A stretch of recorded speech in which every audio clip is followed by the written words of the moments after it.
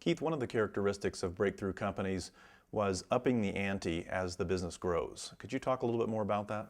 Yeah, this is one of my favorite subjects because I, like everybody else, believe that, the myth that entrepreneurial leaders are big risk takers.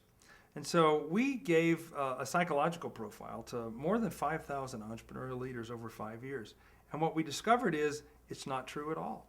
In fact, what we discovered in the 5,000 people we surveyed is that entrepreneurial leaders are distributed normally across the entire risk-taking spectrum. Some are very, very risk-averse and some are very risk-tolerant. But we found even a more interesting outcome in the study, and that is there's some evidence to suggest that as companies become more successful, their leaders become more risk-averse. And in fact, economists have written about this. It's a concept called loss aversion. And it suggests is if you're playing poker and you get up a little bit in the game, you actually fail to make bets, even when the odds of you making a lot of money are high. So this concept of loss aversion pervades all of our lives, but is especially true in the entrepreneurial setting.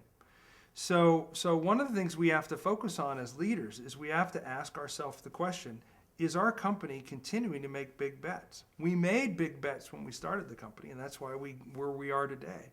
But are we now beginning to play it safe? And we actually are convinced that the concept of playing it safe is also a myth. If you are not placing big bets on your business and your industry, and one of your competitors is placing the right bets, guess what? Over time, you will lose. So running a business is really all about sizing up the opportunities in your marketplace and learning how to continue to increase the size of your bet as the stakes of the game increase.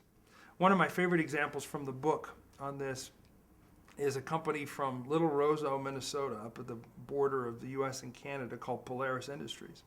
We all know Polaris Industries today, but often we don't understand where Polaris Industries started. And when Hall Windle bought Polaris Industries in I think it was the mid-70s, essentially we were in a period of time in which it hadn't snowed for 7 years. The American manufacturers of snowmobiles had shrunk from 100 companies to 4, if you can imagine that. 96 had gone out of business, and Polaris was dead last, number 4, both in terms of market share and quality. Well, you can imagine how relieved the company was. By the way, their headcount got down to 16 people at one point, and those 16 people all took a 30% cut in pay. That's how tough things got in Roseau.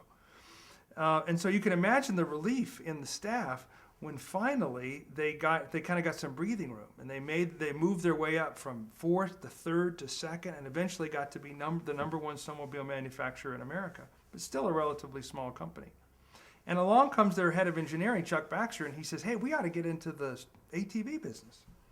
And everybody in the company, including Hall Windle, the CEO, said, you're out of your mind. The people who own the ATV business are Honda, Suzuki, Kawasaki, big Japanese companies, 50 times our size, at a time in the early to mid-'80s where the Japanese were going to take over the world, if you remember that.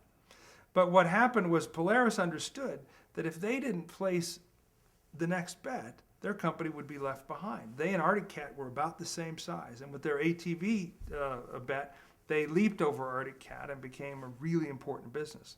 But even more importantly, now 75% of Polaris's profits come from the ATV business. So they upped the ante with the right bet at the right time.